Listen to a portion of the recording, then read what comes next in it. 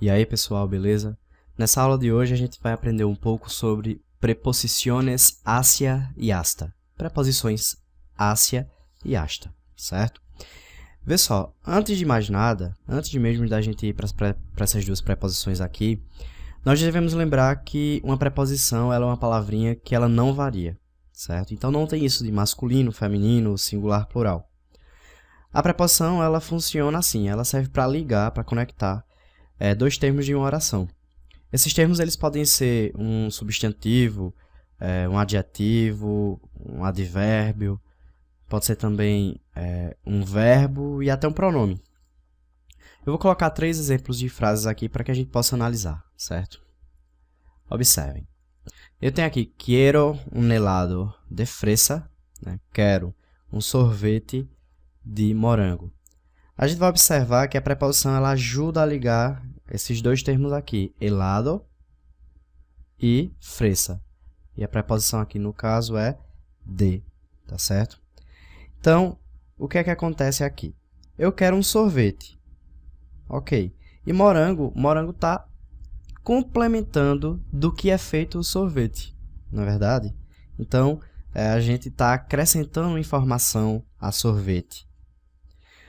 Se a gente for ver essa outra frase aqui, antes de ir para outra frase, deixa a gente só identificar, né? Helado é um substantivo, fresa também é um substantivo, certo? Então, de está ligando esses dois substantivos. Nessa outra frase aqui, ella come para fortificar-se. Ela come para ficar forte, para fortificar-se. Nós temos aqui a preposição para, não é isso? O que é que acontece? A gente entende, nesse caso, que fortificar-se e come estão sendo ligados por para. Tanto come quanto fortificar-se são verbos. Certo? Então, aqui, quando a gente tem para fortificar-se, a finalidade é o motivo pelo qual ela come. Né? A finalidade é fortificar. Então, existe essa conexão através da preposição para.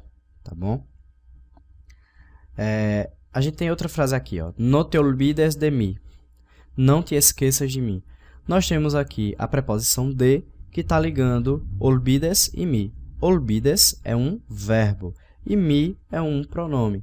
Então, a gente percebe que a preposição ela não serve para unir somente palavras que são da mesma classe, mas palavras de classes diferentes também, por exemplo, verbo e pronome, certo? A gente costuma chamar o termo que necessita da preposição, do complemento, desculpa aí, pessoal, o termo que necessita do complemento, a gente costuma chamar de regente. Por exemplo, quero um sorvete.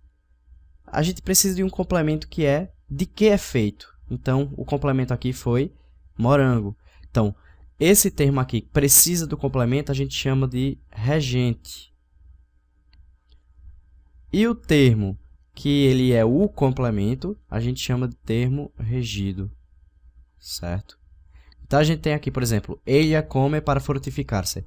Come seria o termo regente e fortificar-se seria o termo regido. A mesma coisa aqui, ó. Olvides seria o termo regente e me seria o termo regido, certo? É isso aí. Nesses casos, a gente teria helado, come e olvides como regentes e fresa, fortificar-se e me como termos regidos. Agora, eu queria que a gente fizesse o seguinte, que a gente estudasse de modo especial as preposições hacia e hasta, tá certo?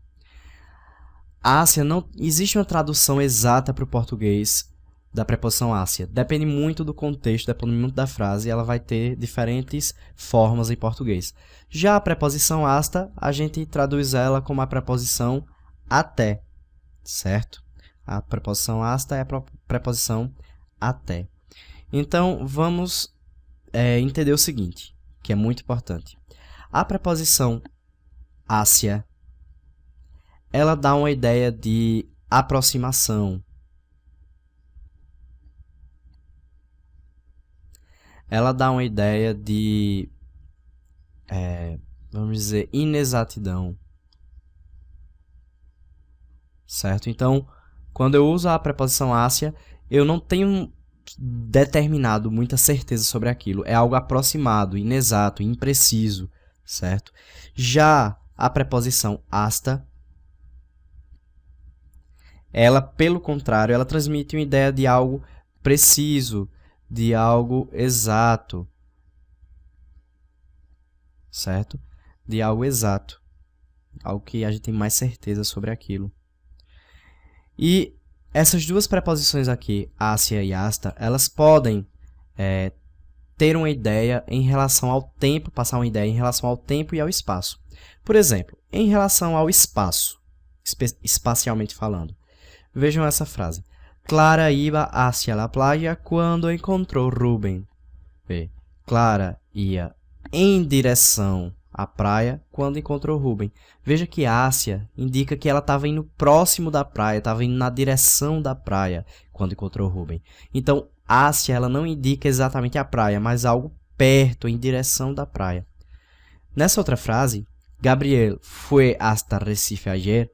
Gabriel foi até Recife ontem. Quando eu uso hasta, até, eu quero dizer que realmente ele chegou ao Recife. Veja a diferença. Clara ia em direção à praia, né, próximo à praia, e Gabriel foi até Recife.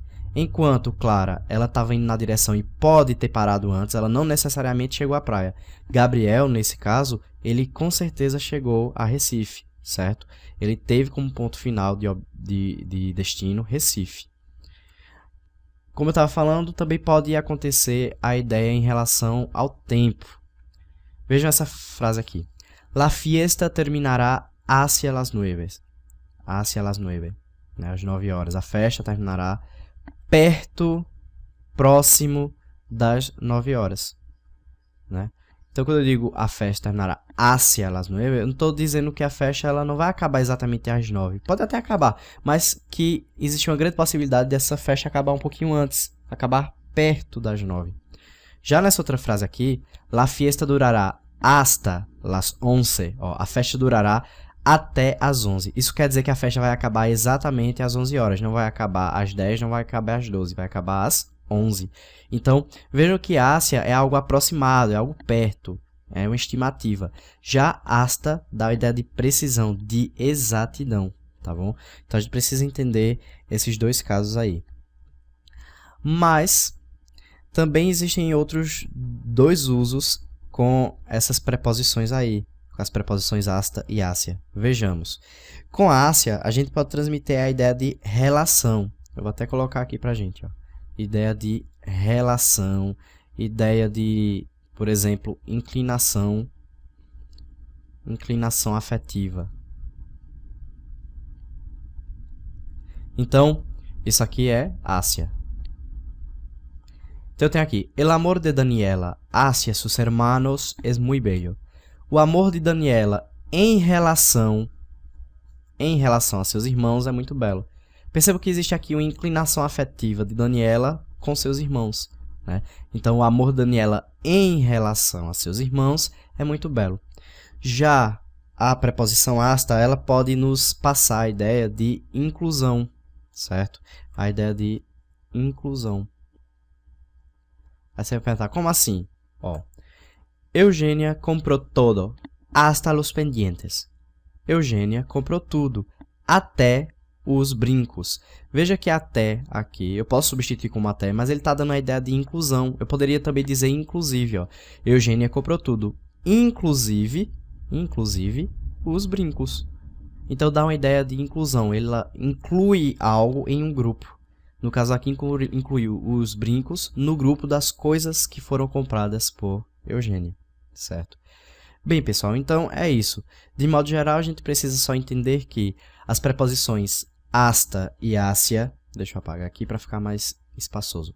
As preposições hasta e Ásia, elas podem ser usadas em relação ao tempo e ao espaço, como nós vimos.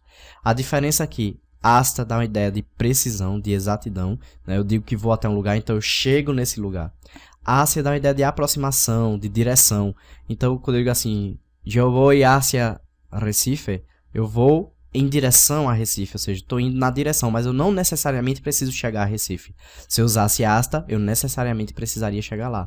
Então, hasta dá uma ideia de precisão, hacia uma ideia de aproximação. Mesma coisa com o tempo, né? Hasta, se eu digo assim, la fiesta durará hasta las 11, eu estou dizendo que ela vai durar até realmente 11 horas. Se eu digo la fiesta va hacia las 11, eu estou querendo dizer que ela vai se aproximar das 11, né? Ela vai até perto das 11.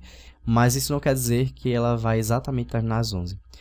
Hasta pode ser usado também para dar a ideia de inclusão, né? Por exemplo,